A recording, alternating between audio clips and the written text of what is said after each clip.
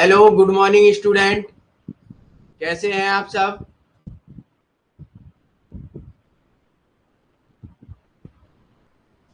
Hello, good morning student. कैसे हैं आप? जल्दी से सभी लोग ज्वाइन कर लेंगे। ओके, गुड मॉर्निंग कोमल। कैसी हैं आप? पढ़ाई कैसी चल रही है? Good morning Manisha. आप न्यू स्टूडेंट है ना?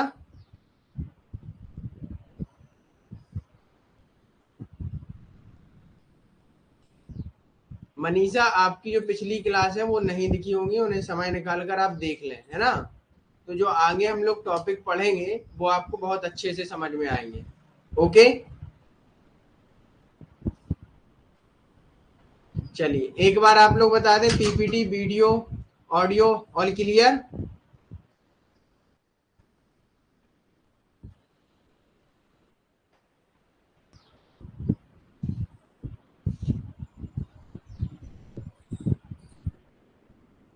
Okay okay, good Manisha.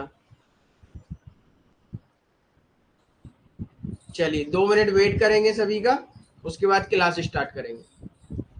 जैसा कि आप सबको पता होगा आज हमें क्या पढ़ना है।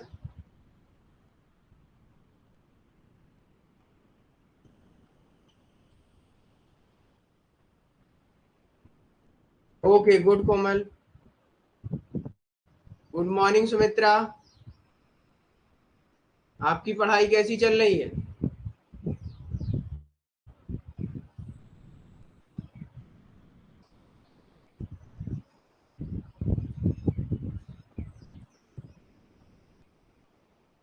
Okay okay, good morning.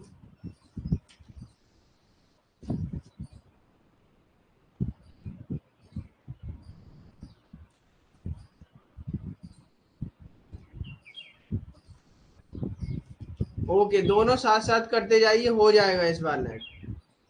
Okay, college भी करते रहिएगा और कोचिंग भी।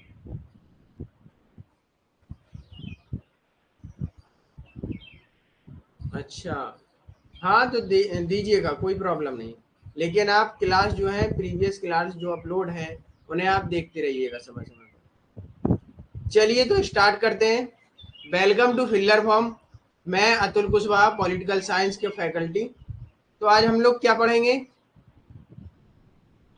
जैसा कि आप सबको पता है कि फर्स्ट एंड सेकंड पेपर की क्लास हमारे ऐप पर फिल्लर फॉर्म पर चलती है। ठीक है, आपकी फर्स्ट पेपर की क्लास चल रही होगी। आपको नोट्स प्रॉपर प्रोवाइड हो ही रहे हैं। और नोट्स, कल मेरे पास एक स्टूडेंट का मैसेज आया था, अग्ना सुता के नोट्स नहीं है, तो उसमें कुछ समय लग सकता है क्योंकि एडिट हो रहे हैं अभी। ओके, पीवाईक्यू आप लगाते रहिएगा, हम भी समय निकालेंगे, जल्दी से जल्दी हम लोग पीवाईक्यू स्टार्ट करेंगे। ठीक है, मेरा कूपन कोड अतुल 10 आप यूज कर कर 10% ऑफ प्राप्त कर सकते हैं। लेकिन अभी हाल फिलहाल में मिशन जेआरएफ कूपन कोड आप यूज करें, और जिसमें 25% ऑफ है। ओके,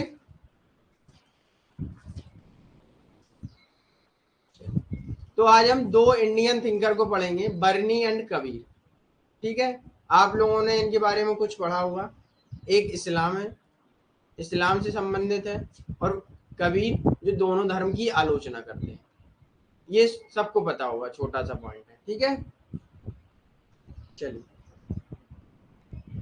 स्टार्ट करते हैं। जियाउद्दीन बर्नी, आपको डेट पता होगी, जन्म इनका 1285 और 1357 तक ये रहे। ठीक है, इंट्रोडक्शन पे आ जाएंगे। दिल्ली सल्तनत के युग से संबंधित अलाउद्दीन खिलजी, मोहम्मद बिन तुगलक और फिरोज शाह की ये समकालीन थे। इन सबके बाद आए थे। ठीक है, समकालीन आप समझते होंगे, कंटेम्प्रेरी पढ़े होंगे, आप एमए के छात्र हैं आई होप। सबसे पहले ये किस विचारधारा से बिलोंग करते थे? तो यहाँ से क्वेश्चन बनता है, रूढ़िवादी, कट्टरपंथी और विद्वान। ठीक, इसे ऐसा ही याद रखेंगे एज इट इज। यहाँ असेसन रीजन क्वेश्चन बनता है, कंजर्वेटिव, रूढ़िवादी जो विचारक है उनके नाम बताइए। ठीक है, और कई उसमें से भी ले लेंगे, हमारे वेस्टर्न में से भी। तो इन चीजों को हमें यहाँ से डायरेक्ट क्लियर करना होगा। ये एक और है, ये पहला भारतीय विचारक है जिसने मुस्लिम का इतिहास लिखा है। ठीक है, ओके। सबसे महत्वपूर्ण इनकी बुक याद रखेंगे फतवाए जहांदरी। इसमें इन्होंने राजा के कुछ गुण अवगुण दोनों बताए और राजा को किन कार्यों को करना चाहिए, उसके क्या कर्तव्य हैं, इनके बारे में उन्होंने विशिष्ट रूप से विश्लेषण किया है। ठीक, आगे आते हैं।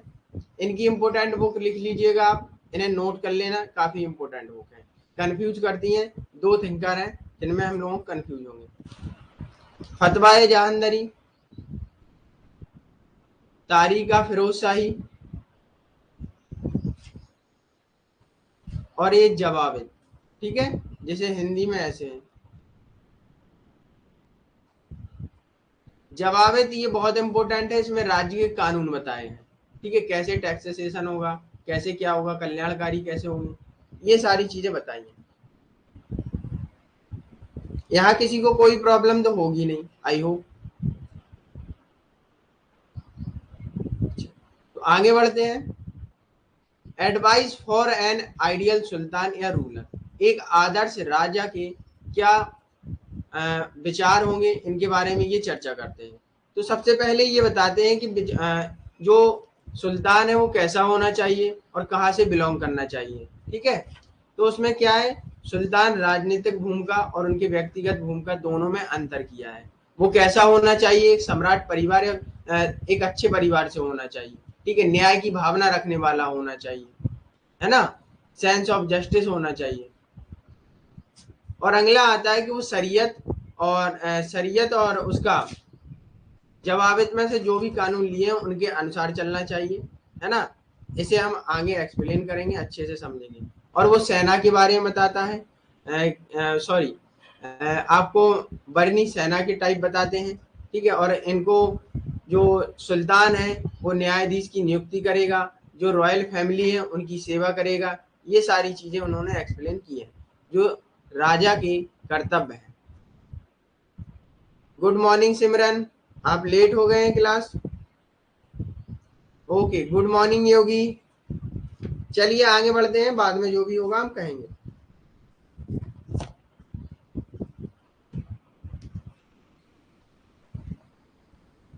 अगला आता है, सुल्तान जो होगा उसे इस्लाम के उद्देश्य प्राप्त करना चाहिए। इस्लाम के उद्देश्य क्या है, आतंक, प्रतिष्ठा, गर्व के गुणों को धारण करना।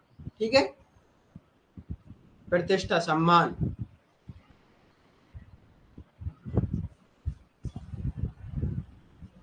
योगी अनु, हम लोग बरनी को और कबीर को पढ़ेंगे आज।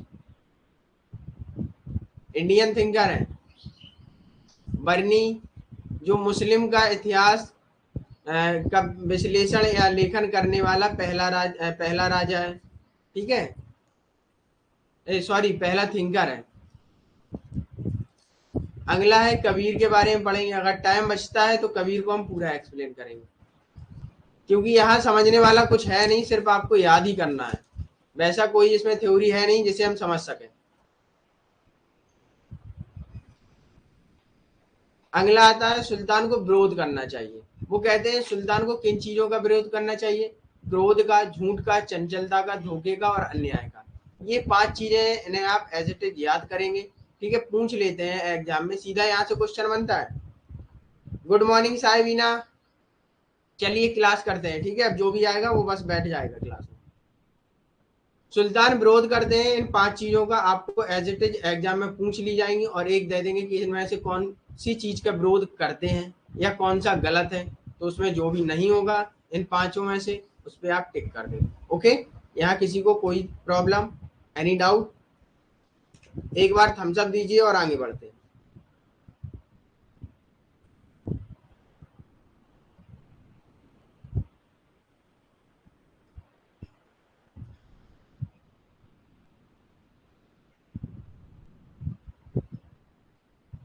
चलिए आगे बढ़े। Okay, good कॉमल। सुल्तान के जो हमने कार बताए थे उन्हीं में से जो आगे है पॉइंट, इन्हें आप किताबी भाषा में याद कर लीजिएगा, जो हमने आपको सिंपल बताए थे।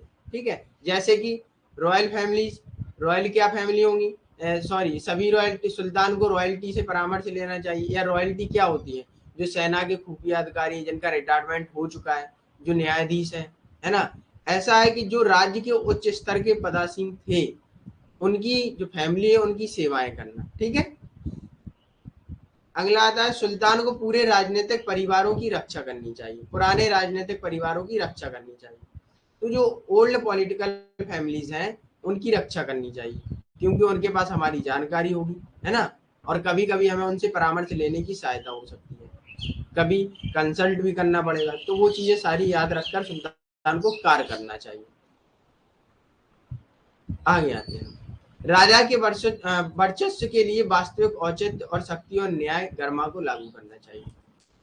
राजा को अपनी शक्ति और न्याय की गरिमा जो है उसे लागू करना चाहिए। न्याय सही होना चाहिए, कौन क्या क्या करेगा, सामाजिक कल्याण कार्य कैसे होंगे, तो ये सारी चीजें होंगी। और न्याय किससे लागू होगा? शरीयत से, और जवाबित में जो लिखे वो कानूनों से। ठीक है। पहला कार्य अभी आपको हमने बताया था, न्यायाधीशों की नियुक्ति एवं राजा न्याय प्रणाली के शीर्ष पर है। इसे याद रखना, पूछ लेते हैं राजा किस प्रणाली में है, या राजा न्याय प्रणाली के शीर्ष पर है या नहीं। यहाँ से क्वेश्चन बन सकता है। ठीक है। इसे आप एज इट इज ऐसे ही याद कर रहे हैं, राजा न्याय प्रणाली के शीर्ष पर है। ठीक। और इसका पहला कार्य ये है, हम लोगों ने कौटिल्य में पढ़ा था, राजा का पहला कार्य क्या है? कोई भी बताए, जल्दी से बताइए। और आपको पता है, अगर आप जवाब देंगे, नहीं देंगे या गलत भी देंगे, तब भी आपको गिफ्ट मिलेगा। गिफ्ट में पता है आपको क्या मिलेगा? चलिए बताइए जल्दी से, कौन बताएगा? सुमित्रा, कोमल, साइबीना, शुभम, योगी, जल्दी से बताइए। कौटिल्य के राजा के पहला कर्तव्य क्या है, या पहला सबसे पहला कार्य क्या है?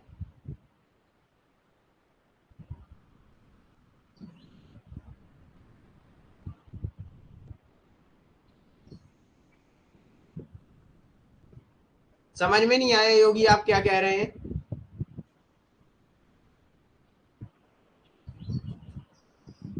कलंकारी प्रवृत्ति क्या कह रही है, समझ में नहीं आया। सुमित्रा आप बताइए, साइबीना, गुलनाज, शुभम, नहीं है पता, तो इसका मतलब आप लोग रिवीजन नहीं कर रहे हैं। नो कोमल, ये नहीं है।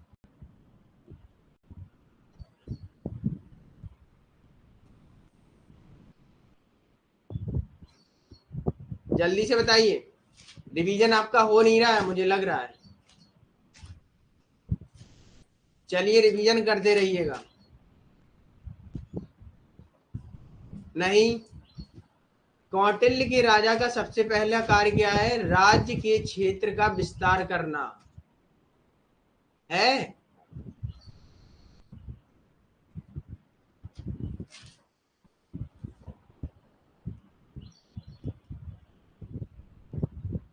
राजा जो होगा अपने राज्य को बढ़ाता रहेगा, विस्तारवादी नीति पर काम करता है।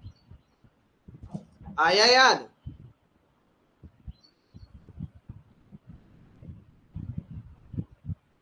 आया याद आपको? तो याद रखिएगा, ऐसे काम नहीं चलेगा। जितनी मेहनत हम कर रहे हैं उतनी आप भी कीजिए। ओके, चलिए आगे बढ़ते हैं।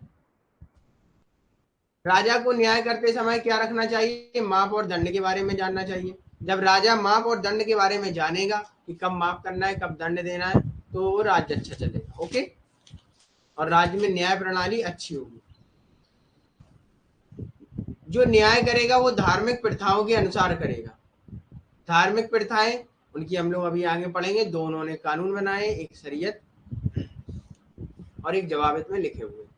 चलिए आगे चलते हैं।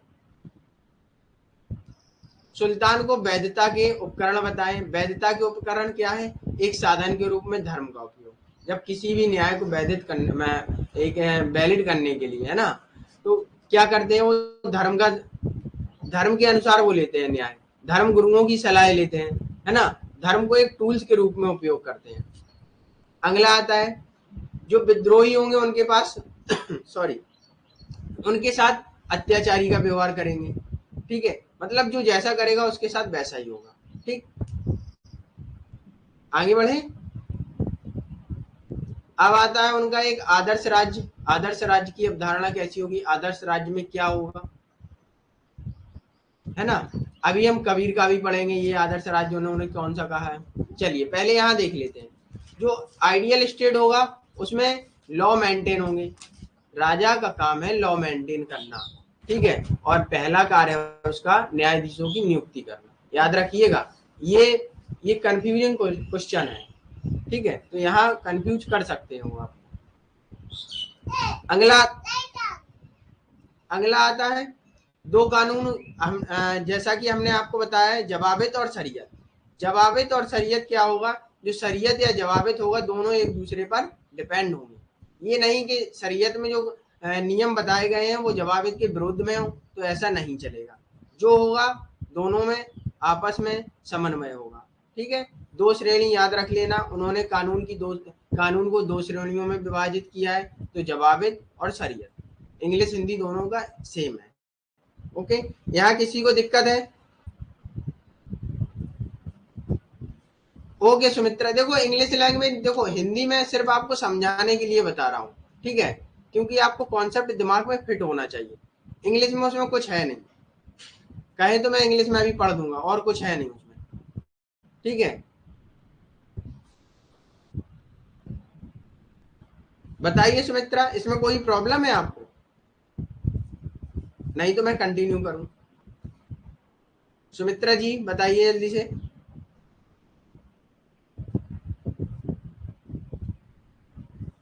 नोट्स आपको दोनों लैंग्वेज में प्रोवाइड किए जाएंगे।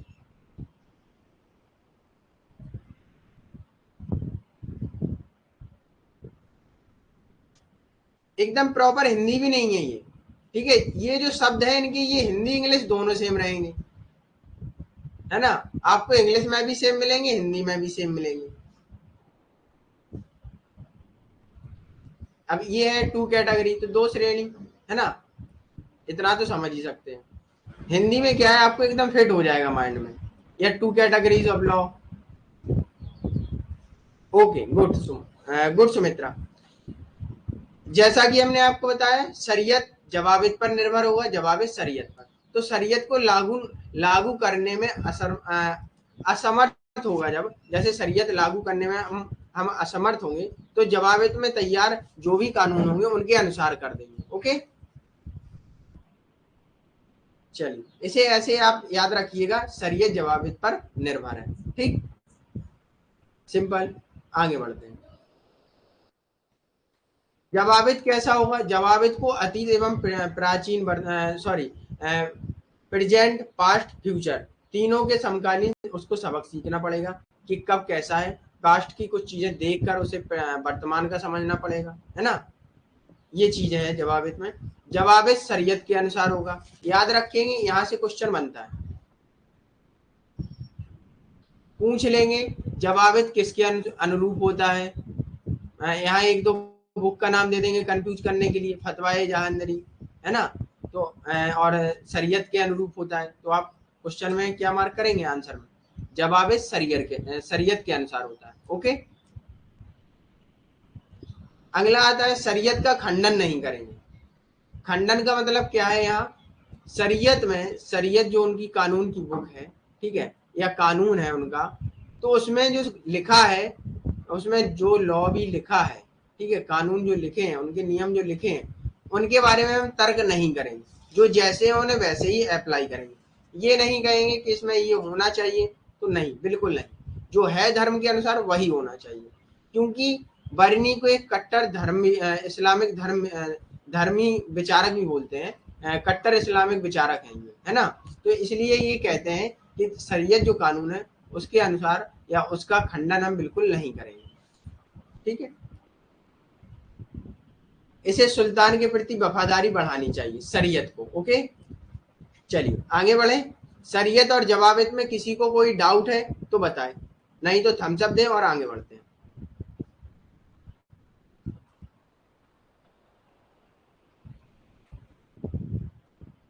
बताइए जल्दी से, सुमित्रा, कोमल, अनु, साहिबीना। सुमित्रा आपको कोई प्रॉब्लम? ओके गुड, कोमल, योगी।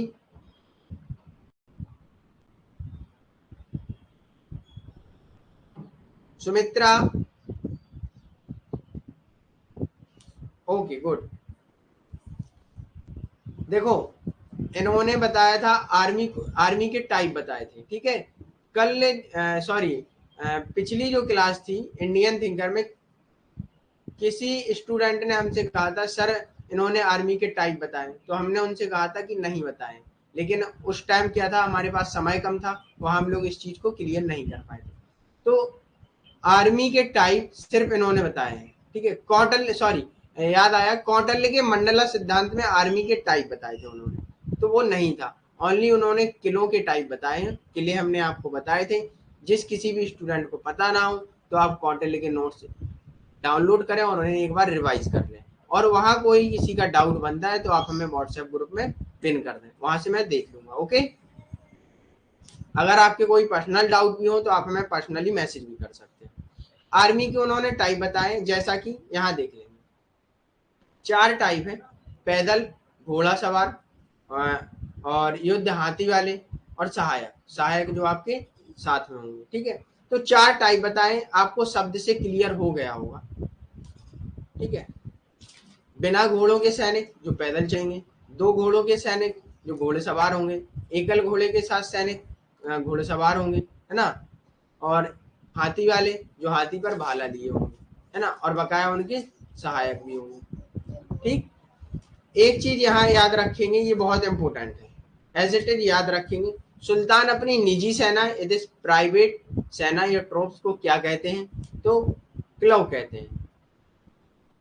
इसे इंग्लिश में याद रखेंगे QALV, क्लब, ना कि क्लब, ना कि ये होगा, ये कंफ्यूज कर देते हैं CLUB, इसीलिए इसके शब्द याद रखें, इसके अक्षर भी याद रखें, क्लब, ओके। चलिए आगे बढ़े। ब्यूरोक्रेसी, इन्होंने नौकरशाही, इन्होंने अधिकारियों के कुछ उनको डिवीजन वाइज वो किया है, बंटवारा किया, उनको 3 डिवीजन में बांटा है, 3 लेवल बताए हैं। क्या लेवल है उनको हम यहाँ देखेंगे, ओके। सेंटर, केंद्र, प्रोविजन, प्रांत और विलेज, ठीक है। यहाँ हम इंडियन थिंकर पढ़ेंगे राम मनोहर लोहिया, तो इन्होंने 4 स्तंभ बताए हैं, तो उनको भी देखेंगे। यहाँ और वहाँ दोनों आपको कंफ्यूज करते हैं, तो याद रखेंगे इन्होंने अपने 3 स्तर बताए, सेंटर, केंद्र, प्रोविजन, प्रांत या राज्य, और अगला आता है विलेज, गांव, ठीक है। इन तीनों में कार्य बताएं, कैसे टैक्सेशन प्रक्रिया चलेगी, ओके। आगे बढ़ते हैं। जैसा कि ये ब्यूरोक्रेसी का काम क्या है, तो कर संग्रहण करना, भूमि नापना। भूमि हमारा प्रेजेंट टाइम पर कौन नापता है, चकबंदी हुई है, अभी तो नहीं हुई है। आप लोग जानते हैं चकबंदी क्या होती है, बताइए। आई होप आप लोग एमए के स्टूडेंट हैं तो इतना तो जानते ही होंगे। चलिए आगे बढ़े, बताइए जल्दी से, आगे बढ़ते हैं। रेवेन्यू डिपार्टमेंट होता है, सेंटर में कौन करेगा रेवेन्यू वो एकत्रित, इसे याद रखेंगे, दीवान वजारत, हिंदी इंग्लिश दोनों सेम है। नहीं जानते हैं तो इसे हम लास्ट क्लास में डिस्कस करेंगे, ये हमारे सिलेबस से टॉपिक नहीं है, लेकिन हम इसे डिस्कस करेंगे, क्या होता है इसके बारे में आप जानिए, है ना, चकबंदी। चलिए, केंद्र में जो टैक्सेशन की प्रक्रिया से जुड़ा होगा वो व्यक्ति क्या होगा या वो अधिकारी क्या होगा, ठीक है, तो उसे कहते हैं दीवान वजारत, ठीक। ये किसकी सहायता से काम करेगा, नायाब और मुशरीफ ए मलिक, ठीक है, मलिक ना कि मलिक, ठीक, को सहायता प्रदान करेगा, दीवान वजारत, ये याद रखेंगे आप। अगला आता है प्रोविजन, प्रांत। प्रांत में क्या होगा, मुफ्ती एंड वालिस के नेतृत्व में, ये दोनों नाम याद रखेंगे, सेम ऐसे ही याद रखेंगे, ठीक है। अगला आता है ग्राम, दीवान, इसमें दीवान होगा, ओके। यहाँ टुकड़े में जो भूमि होती है उसे एक जगह दे सका, कोमल, हाँ ऐसा ही है सेम, इस पे हम बाद में चर्चा करेंगे क्लास ओवर होने पर, ठीक है। अभी क्लास को बीच में डिस्टर्ब नहीं करते हैं क्योंकि ये हमारे सिलेबस से रिलेटेड टॉपिक नहीं है, ये एक्स्ट्रा नॉलेज है जो हम आपको दे रहे हैं। चलिए, राजस्व संग्रह अनुपातिक होगा। अनुपातिक कैसा होगा, हमने आपको बताया था, बताइए जल्दी से, अनुपातिक कैसा होगा? धर्मशास्त्र में मनु ने दंड देने की प्रक्रिया में अनुपातिक शब्द यूज किया है। अनुपातिक कैसा होगा? यहाँ टैक्स जो होगा अनुपातिक कैसा होगा? बताइए कोई भी। जिसका जैसा फायदा होगा उससे वैसा टैक्स लिया जाएगा। अगर आपका प्रॉफिट ज्यादा होता है, आप प्रॉफिट ज्यादा कमाते हैं तो आप टैक्स भी ज्यादा देंगे। ओके, आप प्रॉफिट कम कमाते हैं तो आपको प्रॉफिट कम मिलेगा, सॉरी टैक्स आप कम देंगे। ऐसा ही धर्मशास्त्र में मनुगे में क्या है, दंड देने की प्रक्रिया में अनुपातिक है। उसमें क्या है कि भाई अगर निम्न जाति का है उसे दंड ज्यादा दिया जाएगा। अगर दो गलतियां, सेम गलतियां दो अलग अलग पर्सन करें, एक निम्न जाति का और एक निम्न जाति का और एक उच्च जाति का, तो निम्न जाति का जो होगा उसे उसी गलती के लिए दंड ज्यादा दिया जाएगा और उच्च जाति का जो व्यक्ति होगा उसे सेम गलती के लिए दंड कम दिया जाएगा। ठीक है, क्योंकि मनु समझते हैं जो उच्च जाति का है वो थोड़ा समझदार है। ठीक है, चलिए आगे बढ़े।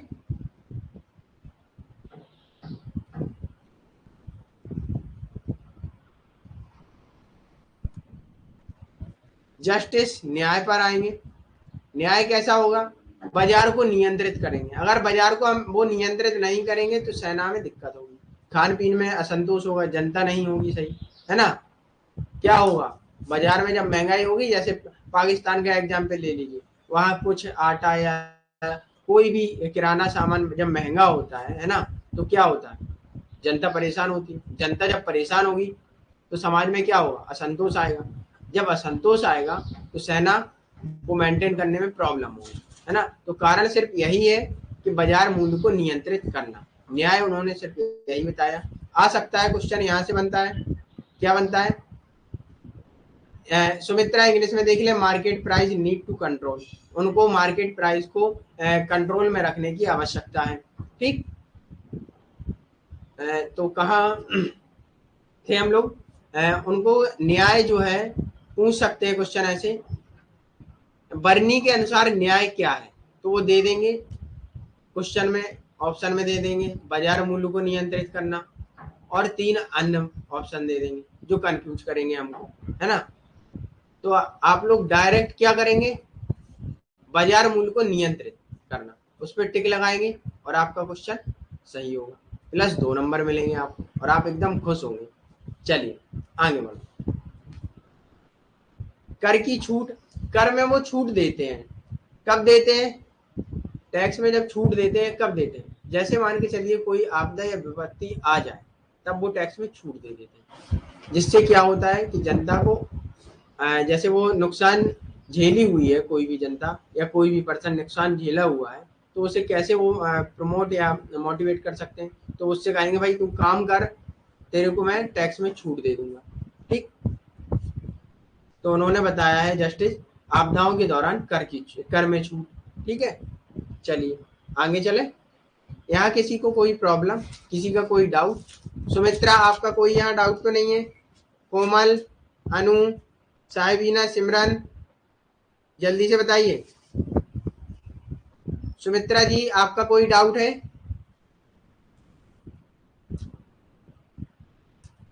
एक बार थम्स अप दीजिए तो मैं आगे बढ़ता हूँ। ओके गुड योगी, अनु, कोमल गुड, ओके गुड, सिमरन ओके गुड। सुमित्रा आपका बताइए, लाइव क्लास में डाउट जल्दी से हम क्लियर कर देंगे, है ना? डाउट सेशन में एक प्रोसेस होगा, सिस्टमैटिक होगा। Okay good Sumitra, good Sahibina. चलिए आगे बढ़ते। कोर्ट में और आता है कोर्ट सिस्टम, घरेलू कोर्ट होगा, क्रिमिनल कोर्ट होंगे, है ना? इसे आप ऐसे ही याद रखेंगे। कोर्ट के टाइप मान के चल लीजिएगा, है ना? उनको न्याय किसके अनुसार देंगे, कैसे देंगे?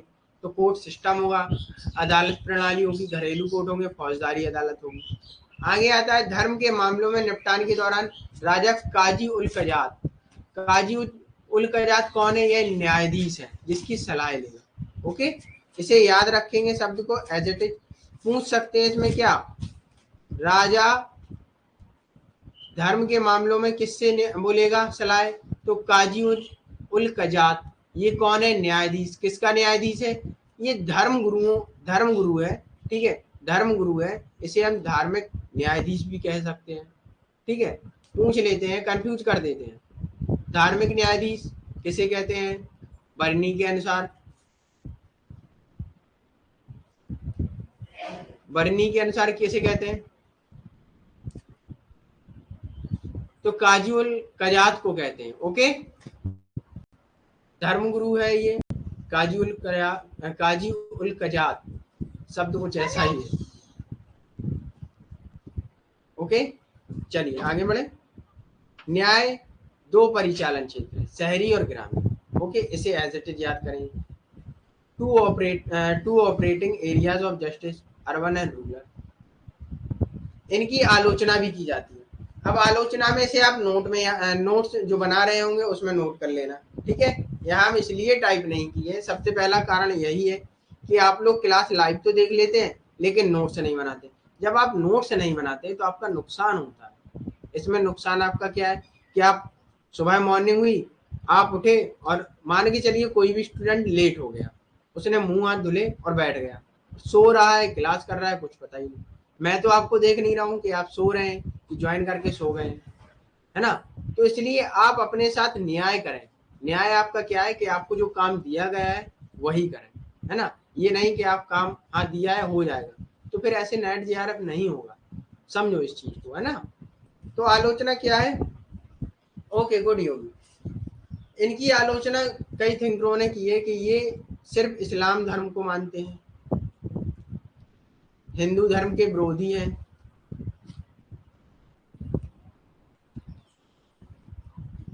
इनकी विचारधारा कट्टर है। ये तीन चीजें इनकी मैन है, ठीक है।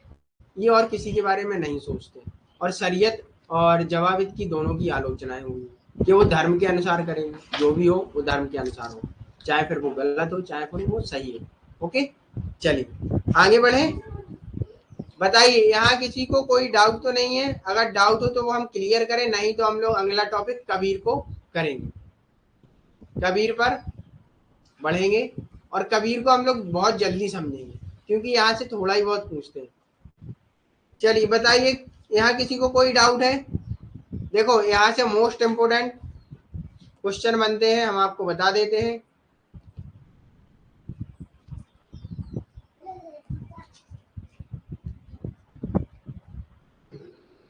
तो यहाँ देखिए क्या बनते हैं क्वेश्चन। पहले तो ट्रोप टाइप, सेना के प्रकार,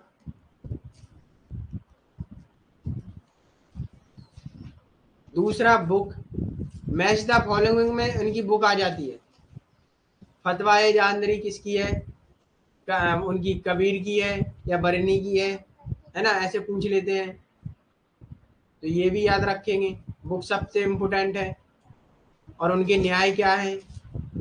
न्याय का पहला कार्य कौन सा है ना, उनके पूछ लेंगे, कौटिल्य के पूछ लेंगे, ये सारे। और राजा का पहला कार्य क्या है? ये सारे क्वेश्चन इंपॉर्टेंट है और कुछ इसमें से ज्यादा पढ़ना नहीं है। आप इतना पढ़ लेंगे ये एग्जाम के लिए इनफ है, ठीक है। अगर आपके पास समय रहता है तो आप ज्यादा पढ़ सकते हैं, उसके लिए कोई रोक टोक नहीं। बस जो नोट्स आपको दिए जा रहे हैं प्रॉपर, उनको जल्दी से रिवाइज कीजिए, पढ़ते रहिएगा, रिवीजन समय समय पर करते रहिएगा, ठीक है। याद रखिएगा, जिस दिन हम लाइव क्लास लेंगे उस दिन पहली क्लास का भी रिवीजन करके आइएगा। हो सकता है पूछ ले, है ना, आप बता दें उनमें से कुछ, तो इससे अच्छा है, ये आपके भी लिए अच्छा है। चलिए आगे बढ़ते हैं कबीर पर। कबीर का इंट्रोडक्शन कुछ भी नहीं है। ये एक कवि थे, ये दार्शनिक थे, रहस्यवादी कवि थे, ठीक है। ये देखिए 15वीं सेंचुरी, 15वीं शताब्दी के थे, फिलोसफर, संत, पोएट। इन्होंने छंद, दोहा लिखे हैं। बस यहाँ और कुछ याद आपको करना ही नहीं है, ठीक। अब आइए यहाँ एक चीज याद रखें, कबीर ने कभी अपनी बुक नहीं लिखी है। कबीर के जो अनुयायी थे, उनके जो वो स्टूडेंट थे, उन्होंने कबीर के दोहा और जो भी उनके ग्रंथ है, छंद है, उन सबको एक बुक के रूप में लिख दिया। ठीक है, कबीर ने जो भी दोहा और छंद दिए हैं उनके अनुयायियों ने उनकी बुक के रूप में लिख दिया, उन सबको कंसाइज करके बुक पब्लिश कर दी। फिलहाल कबीर ने कुछ भी नहीं लिखा है, बस कबीर ने दोहा और छंद दिए हैं। हाँ हाँ, गुड कोमल। चलिए आगे बढ़ते हैं। कबीर के जो दोहा और छंद कितनी बुक के रूप में है, तो आप याद रखेंगे 72। ठीक है, ये नंबर काफी इंपोर्टेंट है।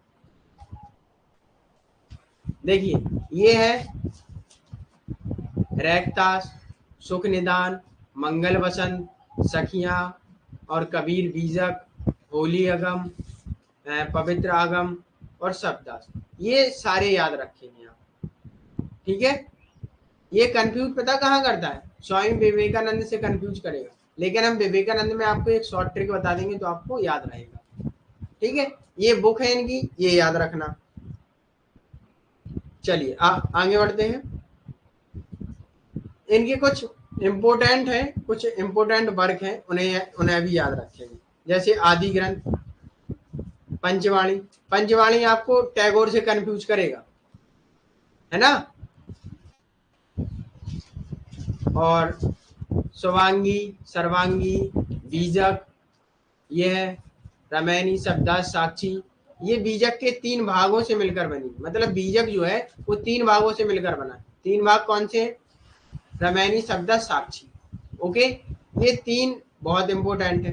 पूछ सकते हैं ये किस में मिलते हैं, ये किसके 3 पार्ट हैं, तो आप लिखेंगे बीजक के। हिंदी में भी सॉरी इंग्लिश में भी बीजक होगा, तो ये याद रखिएगा, ये इनके इम्पोर्टेंट है। ग्रंथावली। चलिए आगे बढ़े। आई होप आपको यहाँ कोई क्वेरी नहीं होगी, कोई भी डाउट आपका नहीं होगा।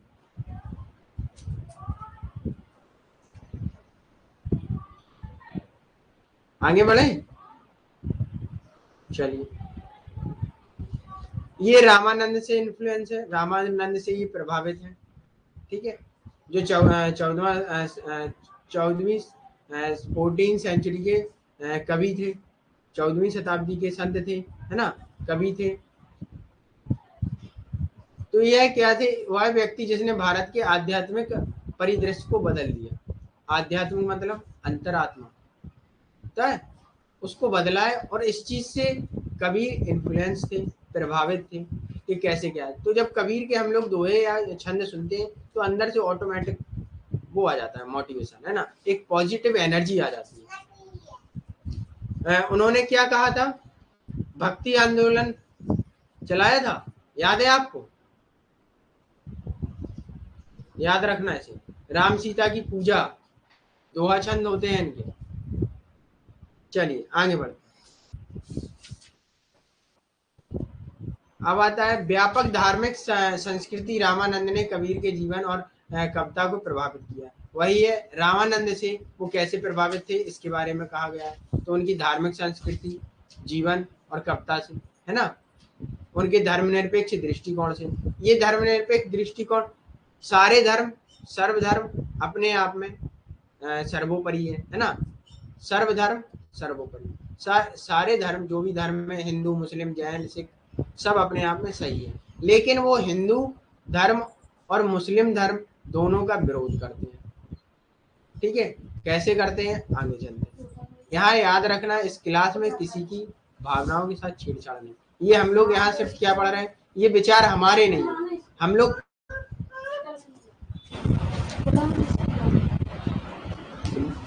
जाओ आज, ठीक है, हम चलिए सॉरी। तो क्या है कि भाई हिंदू धर्म और मोमनन धर्म का विरोध करते हैं, लेकिन हम लोग यहाँ सिर्फ कबीर के विचार पढ़ रहे हैं, ना कि ये हमारे विचार हैं या आपके विचार हैं। यहाँ याद रखेंगे, ठीक है, हम लोग सिर्फ थिंकर के विचार पढ़ रहे हैं, इसे आप अपने से जोड़कर ना देखें। ठीक, चलते हैं। चलिए, धर्मनिरपेक्ष दृष्टिकोण, सारे धर्म अपने आप में सर्वोपरि है, कोई दिक्कत नहीं है। इनसे ये प्रभावित थे, रामानंद का जो ये दृष्टिकोण था धर्मनिरपेक्ष, इससे ये प्रभावित थे। रामानंद इस्लाम के गहन और व्यक्तिगत रहस्यवाद, हिंदू धर्म के धर्मशास्त्र और ईसाई धर्म के सामंजस्य स्थापित करने का सपना कबीर द्वारा आगे बढ़ाया गया। इसका मतलब ये है, रामानंद ने जो सर्वधर्म सामंजस्य वाला वो मुद्दा या कॉन्सेप्ट अपनाया था, तो उसे कबीर आगे बढ़ाते हैं। कबीर कहते हैं सारे धर्म एक साथ चल सकते हैं। तो इसलिए कबीर को याद रखिएगा, कबीर के दोहे हिंदू भी सुनते हैं, मुस्लिम भी सुनते हैं। कबीर को कोई भी अभी तक डिफाइन नहीं कर पाया ये किस धर्म से, तो वो दोनों को मानते हैं। ठीक है, चलिए आगे बढ़े, जल्दी एक बार बताइए, थम्स अप दीजिए और आगे बढ़ते हैं।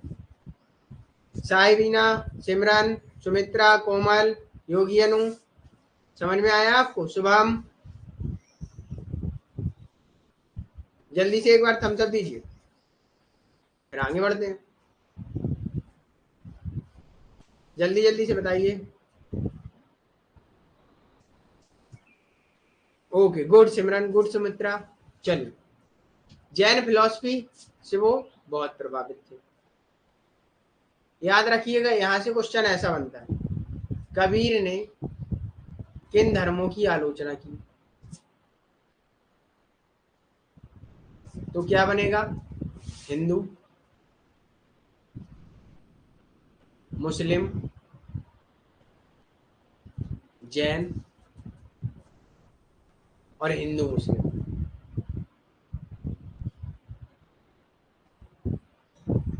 तो आप इसमें क्या टिक करेंगे? डी ऑप्शन सही है, हिंदू मुस्लिम। ना कि हिंदू करेंगे, ना कि मुस्लिम करेंगे, हिंदू और मुस्लिम। और एक क्वेश्चन यहाँ से ऐसा ही बन सकता है कि किस धर्म की आलोचना नहीं की है? तो किस धर्म की आलोचना नहीं की है? जैन धर्म की आलोचना नहीं की है। ओके, जैन धर्म से वो प्रभावित थे। जैन धर्म सत्य के आदर्शों पर आधारित है। वो क्यों मानते थे, क्या मानते थे? वो कहते हैं जैन जितना सच्चा नहीं है। जैन क्या है? एक सत्य धर्म पर आधारित है, वो सत्य के प्रति है ना, आइडिया ऑफ ट्रुथ, सत्य के विचारों पर चलता है जैन धर्म। आप कभी भी देखिए तो जैन धर्म बेसिकली अच्छा है।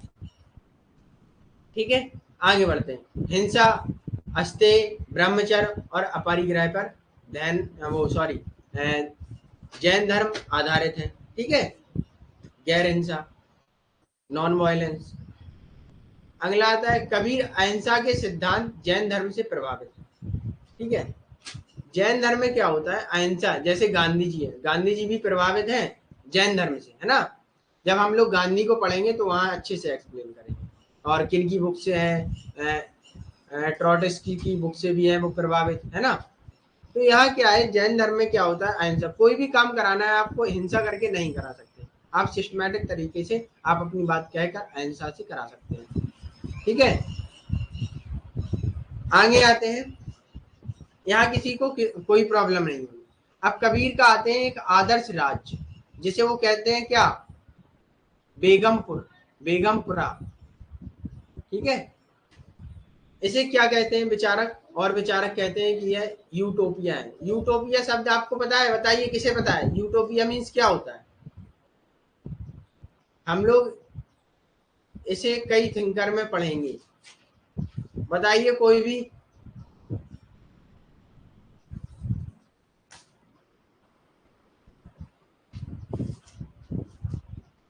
नहीं है पता?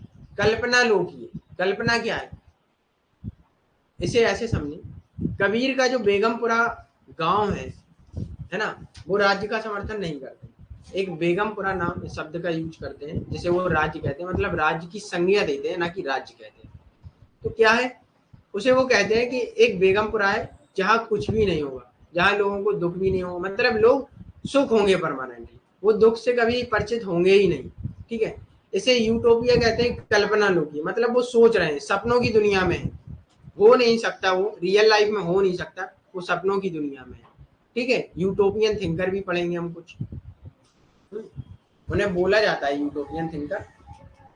जैसे अरस्तु और प्लेटो को कह सकते हैं, उनका आदर्श राज्य कैसा है, एक दार्शनिक होगा, तो वो कभी बन नहीं पाया।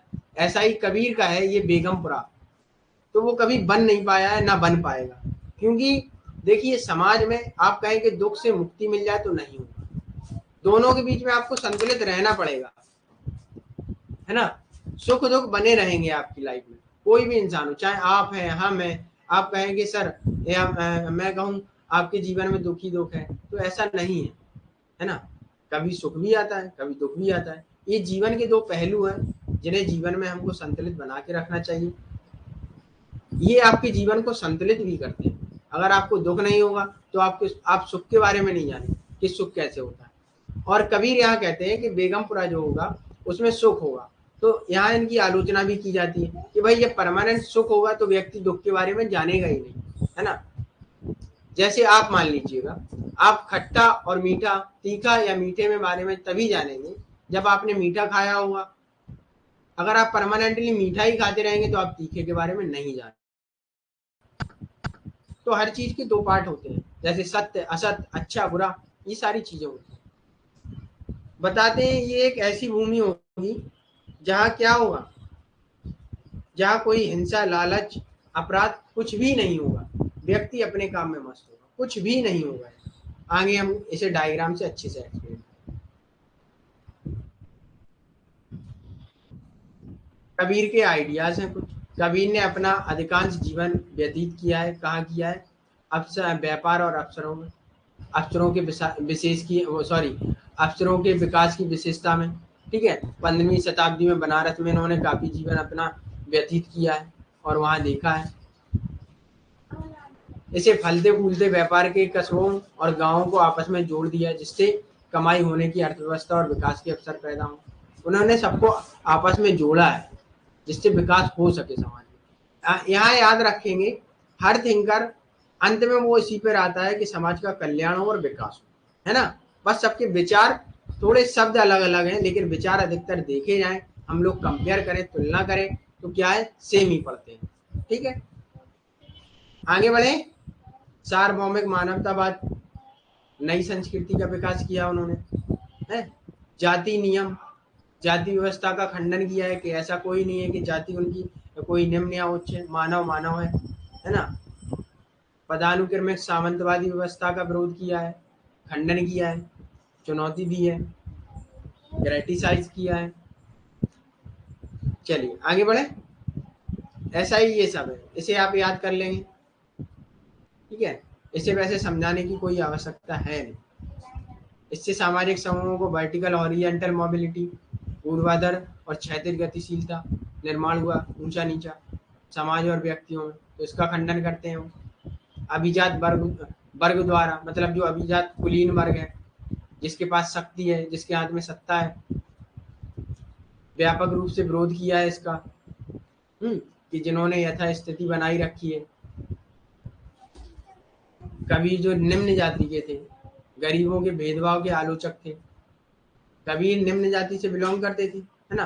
तो कबीर की आलोचना करते हैं लोग, क्यों करते हैं, क्योंकि ये निम्न जाति के, है ना। जो भी आगे थिंकर आए हैं कबीर के बारे में, जिन्होंने कबीर के टाइम पीरियड से थे, कबीर के बाद थे, है ना, तो उन्होंने इनकी आलोचना इसी बात से की कि इन्होंने गरीबों में भेदभाव नहीं किया है, ऊंच नीच में अंतर खत्म कर दिया है। तो जरूरी था उस समय की। देखिए आप, वेब सीरीज भी है, मूवी है, उनसे समझ में आएगा। एक आपके अंदर एक आग सी लगेगी कि क्या होता था उस टाइम, लोगों का जीवन एक जानवर जैसा था। तो वो चीजें सोचने लायक है। आई होप हम लोग उस जीवन में नहीं थे। ठीक है, ब्राह्मणों द्वारा उनकी आलोचना की गई है, ये याद रखेंगे। ओके, और यहाँ आएंगे, भले ही कबीर का ब्राह्मणों के साथ वैचारिक टकराव था, लेकिन उन्होंने कभी उनकी आलोचना नहीं की। ये चीज बहुत अच्छी है कबीर की, कि कबीर का क्या है, कबीर की आलोचना किसी ने भी की हो, अगर उनके एक छोटे बच्चे ने भी आलोचना कर दी, तो कबीर ने कभी भी किसी को कुछ भी नहीं कहा। कबीर ने अधिकतर कोशिश यही की है कि लोग हमारे दोहा और छंद से सीखें, है ना। कबीर गैर हिंसात्मक थे, उन्हें कोई मतलब नहीं था, अहिंसावादी, है ना। चलिए आगे बढ़े। यहाँ किसी को कोई प्रॉब्लम, किसी का कोई डाउट? सुमित्रा, कोमल, योगी, अनु, शुभम, सिमरन, नहीं है? चलिए आगे बढ़े। कबीर ने, आगे आते हैं, criticism of the king and his administration. उन्होंने राजा के प्रशासन की आलोचना की। राजा के प्रशासन की आलोचना कैसी की? कराधान प्रचलित प्रणाली, जो उनका टैक्सेशन वाली क्या थी, प्रोसेस या क्रिया थी, ठीक है, जमींदारी वाला सिस्टम था, taxation and the zamindari system. क्या था कि भाई जो छोटा है या कम कमाता है वो कम टैक्स देगा। मतलब उनका ये था, जो छोटा है, जो दबा कुचला वर्ग का है, उससे कोई भी टैक्स नहीं लिया जाए, बल्कि उसका कल्याण किया जाए, उसे प्रमोट किया जाए कि भाई तू भी बढ़ जा आगे, समाज के साथ चल, है ना। ये है जमींदारी प्रणाली। क्या होती थी, दासों लोगों को दास बना लेते थे, जानवरों की तरह रखते थे, खाना टाइम पर देते नहीं थे। तो उनके वो आलोचक थे कि भाई काम आप लोग करा लेते हैं, आप अपने लिए उत्पादन करा लेते हैं, लेकिन उनको भी एक सही टाइम से सही खाना तो प्रोवाइड करा ही दें आप। उस चीज के वो आलोचक थे। ये आ गया आपका टैक्सेशन वाला, गरीब और समाज के कमजोर वर्गों को सामना किया है। यहाँ ऐसे भी याद रख सकते हैं कि उन्होंने टैक्सेशन का मनाही कर दिया था। एक समय ऐसा आया था कि उन्होंने मनाही कर दिया कि भाई टैक्स प्रणाली ही गलत है। वो गरीबों को क्या है, दबाना रखना चाहती है। जब गरीब टैक्स देंगे तो वो गरीब ही होंगे, वो कभी बढ़ ही नहीं पाएंगे, है ना। भाई अमीर तो दे ही देगा, वो पैसा कमा रहा है, वो ज्यादा भी कमा रहा है, लेकिन गरीब जो व्यक्ति होगा, पुअर पीपल होंगे, वो कहाँ से देंगे? ये उनके लिए सबसे बड़ा मुद्दा था। और एक और है कि उन्होंने भाई राजा की आलोचना की है, जब उनके टाइम पे राजधानी को क्या किया गया था, दिल्ली से दौलताबाद स्थानांतरित किया गया। तो क्या हुआ था, इसकी आलोचना उन्होंने कैसे की? भाई आप ऐसे समझिए, आप हैं, आप पढ़ाई का टाइम है आपका ये, और आपके घर में कह दिया जाए कि आप जाइए, आपके घर का परिवर्तन, या आपका ये मान लीजिए जून में एग्जाम है ना, और आपसे कह दिया जाए कि मई और जून स्टार्टिंग में हम लोगों को अपने घर का परिवर्तन करना है, हमको एक शहर से दूसरे शहर में शिफ्ट होना है, तो आपको क्या होगा? आपका नुकसान होगा, पढ़ाई में होगा। ऐसा ही जब दिल्ली से दौलताबाद राजधानी का वो स्थानांतरण किया गया, ट्रांसफर किया गया है, तो उसमें क्या हुआ? जो भी जनता थी उसका नुकसान हुआ, सामाजिक आर्थिक नुकसान हुआ, सोशल एंड इकोनॉमिक, ठीक है, उनको नुकसान झेलना पड़ा, किसी को अपने से बिछड़ना पड़ा। ये सारी चीजें हुई, तो इस चीज का वो विरोध करते हैं कि इसमें क्या हुआ, जो गरीब व्यक्ति था वो गरीब ही होता चला गया, यहाँ से वहां आने जाने का खर्चा, आना जाना, शिफ्ट होना, तो ये कई चीजें हैं, है ना। यहाँ किसी को कोई प्रॉब्लम नहीं होगी, अगर किसी को हो तो आप हमें बताएं, उसे तुरंत सॉल्व किया जाए। ओके, आगे बढ़े। हिंदू और इस्लाम पर उन्होंने कुछ पॉइंट थे जो हमने आपको बताए।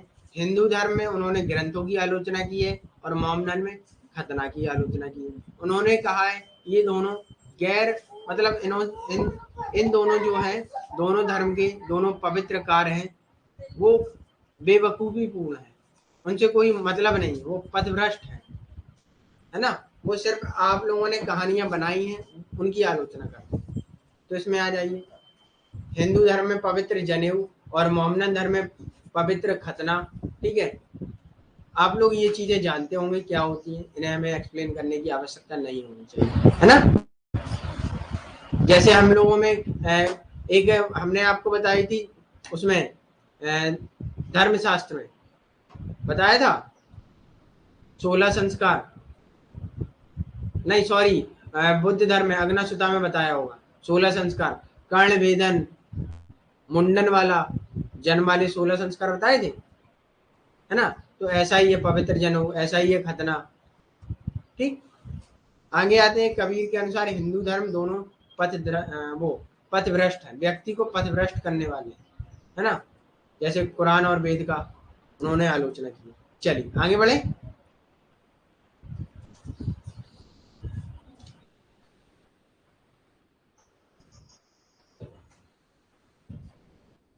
उन्हें आधुनिक समय में हिंदू और मुस्लिम मान्यताओं के सामंजस्य के रूप में भी जाना जाता है। यहाँ से असेशन रीजन वाला क्वेश्चन बनता है, दे देंगे असेशन और रीजन में। कबीर आधुनिक समय में ऐसे, कबीर आधुनिक समय में हिंदू और मुस्लिम मान्यताओं को सामंजस्य रूप से सामंजस्य रूप से मानते थे, क्योंकि वो हिंदू और मोहम्मदन धर्म के विरोधी थे। तो क्या हुआ, दोनों सही है लेकिन दोनों स्पष्टीकरण नहीं देते, है ना। चलिए आगे बढ़े। उनकी विरासत जो है कबीर पंथ के माध्यम से जीवित है। कबीर माध्यम से किसमें जीवित है, कबीर पंथी के हैं, कबीर पंथी के रूप में जाना जाता है। ठीक है, किन्हें जाना जाता है, जो इनके आदर्शों पे चले हैं, कबीर के मार्ग पर चले हैं, उन्हें कबीर पंथी कहा जाता है। जैसे मान के चलिए मैं कबीर के विचारधारा पे चलूं तो मुझे कबीर पंथी कहा जाएगा।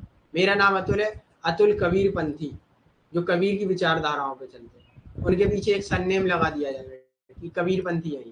जैसा आप लोग गांधी में भ्रमित होते हैं, मार्क्स में भ्रमित होते हैं, क्या होते हैं भ्रमित, आप लोगों को यहाँ बहुत वो होता है, कॉन्सेप्ट क्लियर ही नहीं हो पाता है।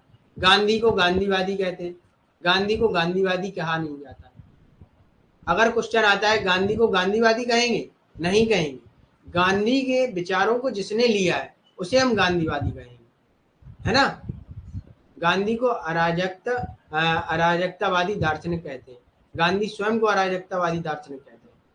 गांधी का कोट है कि गांधी ने अपने आप को कभी गांधीवादी नहीं कहा। ऐसा ही मार्क्स का है, मार्क्स ने अपने आप को कभी भी मार्क्सवादी नहीं कहा। वो वैज्ञानिक समाजवाद से बिलोंग करते हैं, समाजवाद से बिलोंग करते हैं, और जो मार्क्स के बाद थिंकर आए उनको मार्क्सवादी कहते हैं। ओके, ऐसा ही कबीर का है। 3 थिंकर हो गए, तीनों में कंफ्यूजन क्रिएट होगी आपकी, वो सॉल्व हो चुकी होगी, आपको आ गया होगा समझ, है ना। चलिए अगला आता है, वो सच्चा ईश्वर उसे ही कहते हैं, उस व्यक्ति को कहते हैं, या उस जो व्यक्ति धर्म के मार्ग पर चलता है, मतलब अपने अंतरात्मा, यहाँ उनका धर्म से रिलेटेड है, धर्म से संबंधित है कि व्यक्ति अपनी अंतरात्मा की सुनता हो, वही सच्चा ईश्वर है, वही अपने आप में ईश्वर है, वही उसके अंदर ही ईश्वर है, उसके हृदय में ईश्वर है। ठीक है, जो अपने धर्म के मार्ग पर चलता हो, कार्य अच्छे करता हो। ठीक है, आगे बढ़े। अब उनके कॉन्सेप्ट, बेगमपुरा गांव को समझ लेंगे कैसा क्या है। बेगमपुरा को एक और नाम से जानते हैं, अमर देशवा, याद रखेंगे अमर देशवा। पूछ सकते हैं कि कबीर ने अमर देशवा को, देशवा के बारे में, देशवा को एक किंगडम ऑफ गॉड कहा है, राजा का एक राज्य कहा है, सॉरी ईश्वर का एक राज्य कहा है ना। तो कैसे कहा है, अमर देशवा, ये याद रखेंगे, अमर देशवा या बेगमपुरा। यहाँ आपको दिख नहीं रहा होगा, ये लिखा देखो। अब ये कैसा होगा, ईश्वर का राज्य ये कैसा होगा, ये दुखों के बिना भूमि होगी। तो आप जानते हैं दुखों के बिना कोई रह पाया है, नहीं रह पाया। इनका मतलब ये है इसमें सिर्फ सुख ही सुख होगा। मैंने बताया था इनकी इसी पॉइंट पर आलोचना की गई कि ये सिर्फ कल्पना लोगी है, यूटोपिया नहीं है। कभी भी कोई भी राज्य या कोई भी जनपद या आपकी फैमिली स्वयं दुख के बिना नहीं रह पाएगी, प्रॉपर सुख में नहीं रह पाएगा कोई भी व्यक्ति। अगर रह पाएगा तो फिर वो ईश्वर ही है या फिर वो जानवर है। ठीक है, अगला आता है निजी संपत्ति और करों के बिना भूमि। अगर ये सब होगा तो हम राज्य का विकास कैसे करेंगे, राज्य में हमें जो भी निर्माण करना होगा उसका कहाँ से करेंगे। भाई राज्य में ऑटोमेटिक पैसा तो आएगा नहीं। जैसे हमारा यूपी है ना, हमारा भारत देश है, अगर गवर्नमेंट टैक्स ना ले तो आपको अच्छे सड़क दे पाएगा, नहीं दे पाएगा, है ना। तो टैक्स लेना भी बहुत जरूरी है। अब आता है राजतंत्र और सामाजिक पदानुक्रम के बिना भूमि, संत लोगों की भूमि, तो ऐसा नहीं हो पाएगा। अगर हम संतों को भी भूमि दे देंगे तब भी वो हमें अपने अंडर कराएंगे काम, तब भी वही हुआ, सामंतवाद फिर भी हुआ। तब हम जो संत होंगे उनको सामंतवाद कहने लगेंगे। तो ऐसा नहीं है कि कोई भी सत्य हो। आज के टाइम पे जो बाबा हैं, कई बाबा अच्छे भी है, कई ऋषि मुनि ठीक भी है, कई पैसे पे फोकस करते हैं, है ना। चलिए, भूमि बिना किसी भय, लालच, पराधीनता, अपराध और बिखराव की होगी तो नहीं होगी। हम लोगों ने राज्य का निर्माण कैसे हुए उसमें पढ़ा है, अग्नासुता में बताया है कि चावल होंगे, फिर संपत्ति, धीरे धीरे फैमिली, है ना।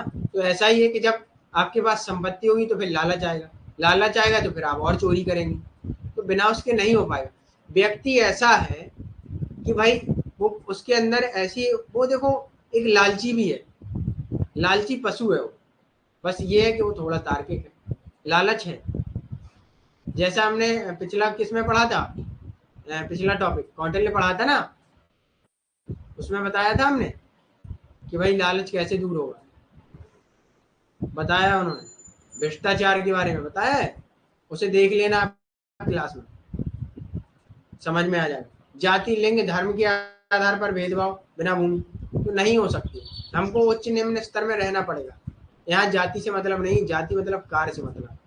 अगर कोई छोटा कार्य नहीं करेगा तो उसे करेगा कौन, अगर कोई बड़ा कार्य नहीं करेगा चाहे वो छोटी जाति वाला हो, मतलब कार्य से मतलब।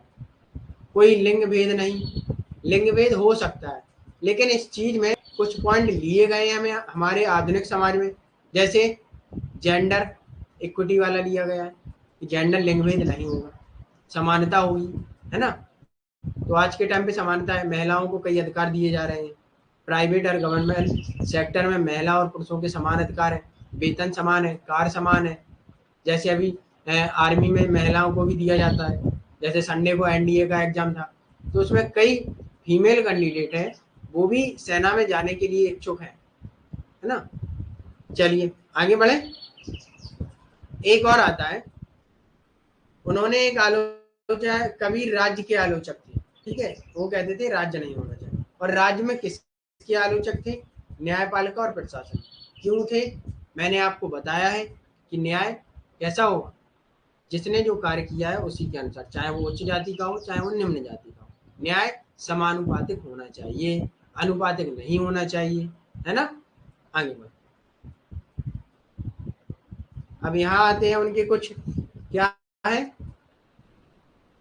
ये बेगम, सॉरी, हाँ, बेगमपुरा आइडियल कुछ उनके आदर्श विचार हैं कि ह्यूमन क्या है, तार्किक एवं सामाजिक, तार्किक एवं मानवीय समाज की स्थापना करते हैं। जो बेगमपुरा होगा वो तार्किक होगा और सामाजिक होगा, लोगों के बीच संप्रभुता और समानता होगी, सभी के लिए स्वतंत्रता होगी, कोई भी हो।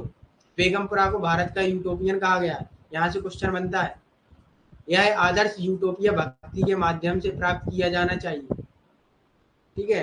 कबीर बताते हैं कि ये कैसे प्राप्त होगा, तो आदर्श भक्ति के माध्यम से। क्या भक्ति आपको खाने के लिए दे देगी, नहीं देगी। हर चीज का एक टाइम होता है ना। आपको माइंड के संतुलन करने के लिए आप ध्यान लगा सकते हैं, ध्यान में आप भक्ति कर सकते हैं, है ना। आप कहें भक्ति से राज्य बना लेंगे या भक्ति से हम सब कुछ प्राप्त कर लेंगे, तो नहीं होगा, ठीक है। फिर वो एक वो है ऋषि मुनि है जो ध्यान में है, मग्न है, वो अपनी सांसारिक दुनिया छोड़ चुका है, उससे मोह माया से दूर हो चुका है ना। निर्णय लेने में लोगों की सामूहिक भागीदारी और सामाजिक निर्माण के माध्यम से, ये चीज हम उनकी अच्छी मान सकते हैं जो आधुनिक समाज ने मानी है, सामूहिक भागीदारी, है ना। उन्होंने भक्तों को बेगमपुरा का मोहरा कहा है। तो भक्ति कहाँ तक चलेगी, देखो एक चीज याद रखिएगा, यहाँ जो भी विचारक होता है वो अपने समय का गुलाम होता है और अपनी विचारधारा का भी गुलाम होता है। कभी कभी जो विचारक बदल लेते हैं अपनी विचारधारा समय समय पर, वो ठीक होते हैं, अच्छे होते हैं।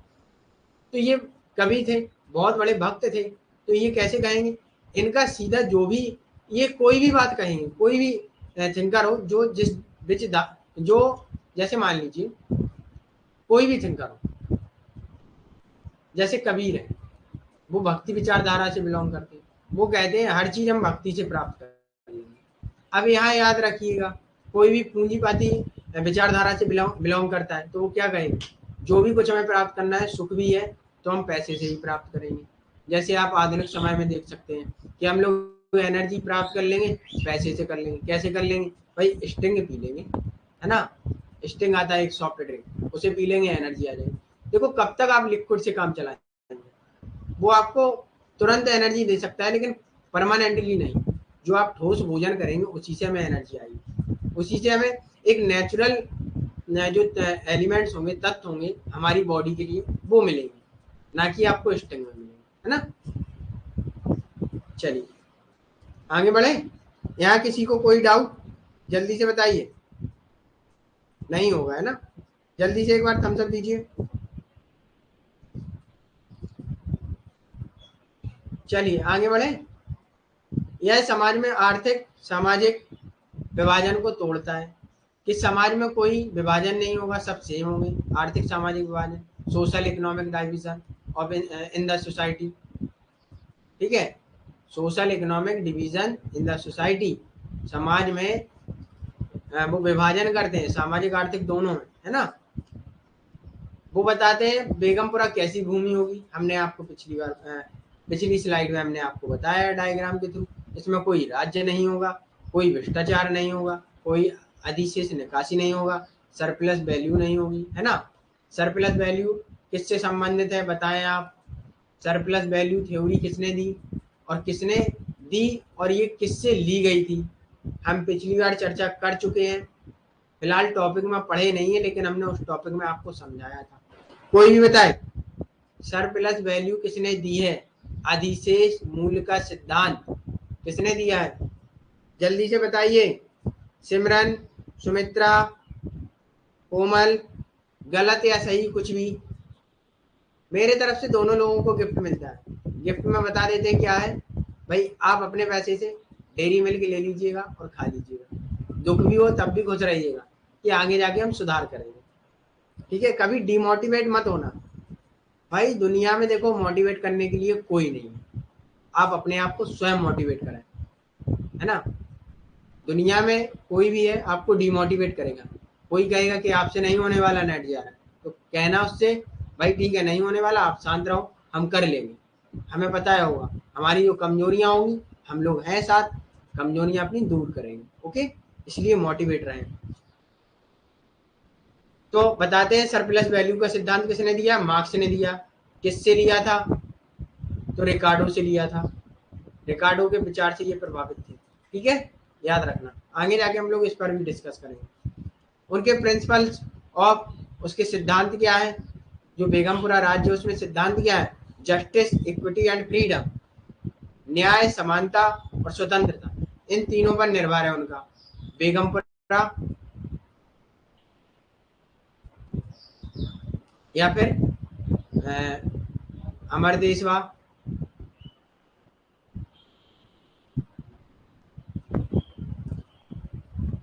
योगी अनु क्या रिपीट करना है, जल्दी बताएं। योगी अनु क्या रिपीट करना है,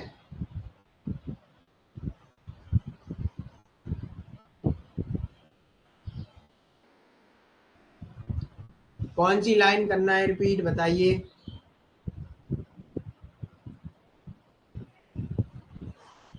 योगी अनु आप सुन पा रहे हैं हमें।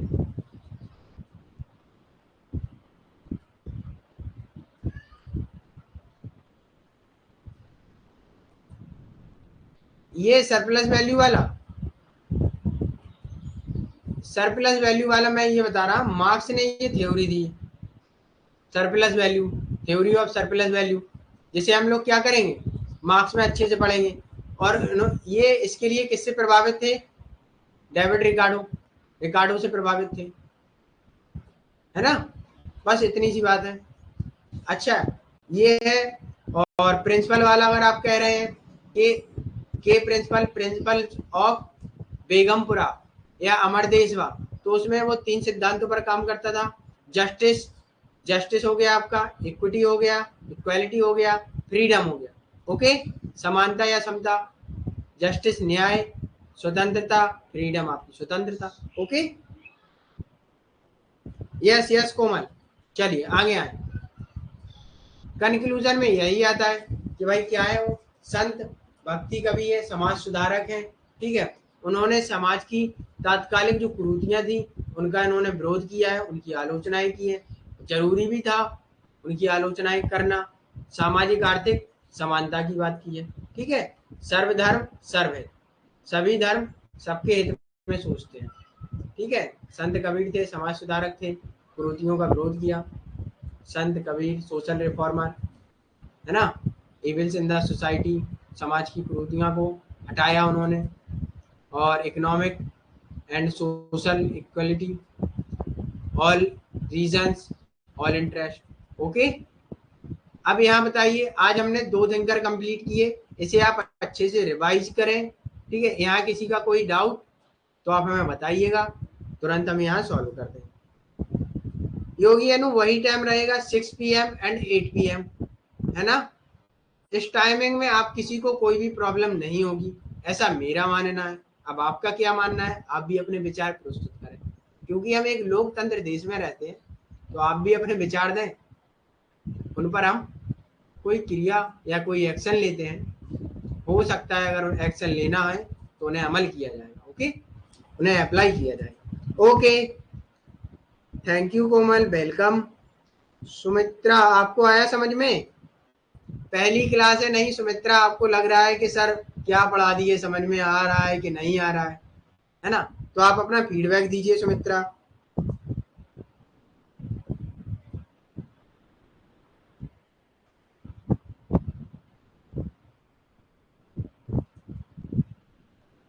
सुमित्रा, आप ऐप पर जाएंगी, कंटेंट में जाएंगी, कंटेंट में आपको देखो, मैं आपको ले चलता हूं सबसे पहली स्लाइड पर।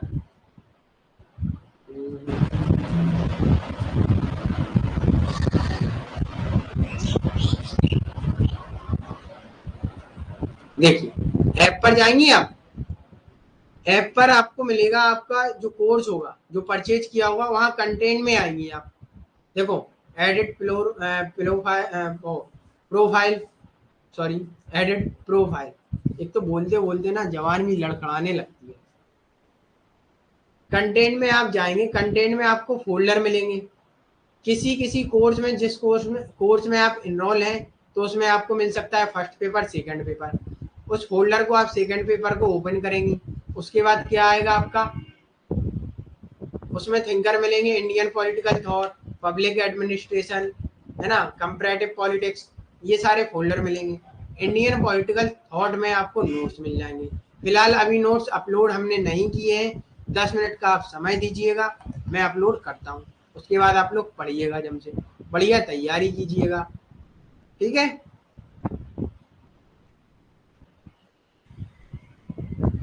हाँ योगी अनु, देखो, टेस्ट का हमने बोला था आप लोगों को, टेस्ट हम लोग लेंगे, कुछ बस सिलेबस हमारा कंप्लीट हो जाए। बकाया हम लोग मैराथन क्लास के रूप में 4-4 घंटे की क्लास रख देंगे, और एक यूनिट साथ में कंप्लीट कर लेंगे। उसमें जल्दी जल्दी से इम्पोर्टेंट क्वेश्चन देखेंगे और टॉपिक रिवाइज करेंगे, क्योंकि आप लोग देखो एमए के स्टूडेंट हैं, आप लोग पहले पढ़ के आए होंगे, तो मुझे इतने डीप में, मैं जितने डीप में पढ़ा रहा हूँ, इतने पढ़ने की आपको आवश्यकता नहीं होगी, ये मेरा मानना है ना। फिर आप लोग बताइएगा, तो मैं वैसे ही आपको भाई टच करूं और आगे बढ़ाऊं, जिससे हमारा सिलेबस भी जल्दी कंप्लीट हो जाएगा, ठीक।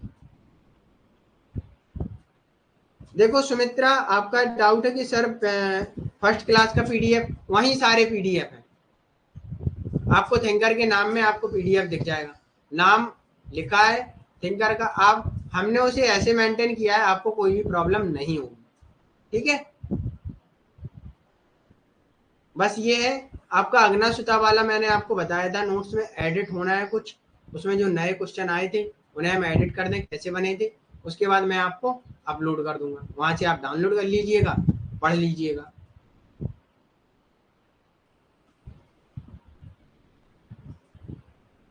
योगी अनु, आप क्या कह रहे हैं, मुझे समझ में नहीं आया, कब से लोगे से क्या कह रही, ये तो नहीं कह रही है कि कब से लेंगे टेस्ट, तो उसके लिए थोड़ा समय लग सकता है। चलिए, तो यहाँ क्लास ओवर करें। आई होप आप सभी लोगों को अच्छे से समझ में आया होगा, है ना। चलिए, तो फिर आगे बढ़ते हैं ना, मिलते हैं आप कितने बजे, 6 PM एंड 8 PM। तैयार रहिएगा, बढ़िया गर्मी है, तो आराम से हवा खाइएगा और आराम से जाइएगा, फिर आइएगा, है ना। चलिए, हाँ देखते हैं, समझते हैं। कोमल देखो, जो सबका डिसीजन होगा हम लोग उसी पे अमल कर सकते हैं, मेरे अकेले कहने से नहीं होगा, मेरे पढ़ाने से आपका नेट नहीं होगा, जब आप लोग पढ़ेंगे तभी होगा। मेरा काम है आपको गाइड करना, पढ़ना आपको है। चलिए, और हाँ, अगली क्लास कंपैरेटिव में हम लोग क्या पढ़ेंगे उसके बारे में जान लीजिएगा। कंपैरेटिव में हम लोग पॉलिटिकल रिजीम पढ़ेंगे,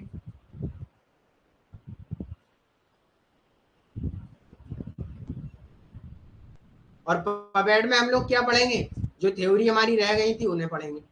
ठीक है, आज हम लोग रैशनल चॉइस थ्योरी पढ़ेंगे, तार्किक चयन सिद्धांत, है ना। चलिए ठीक है, okay, bye bye, take care.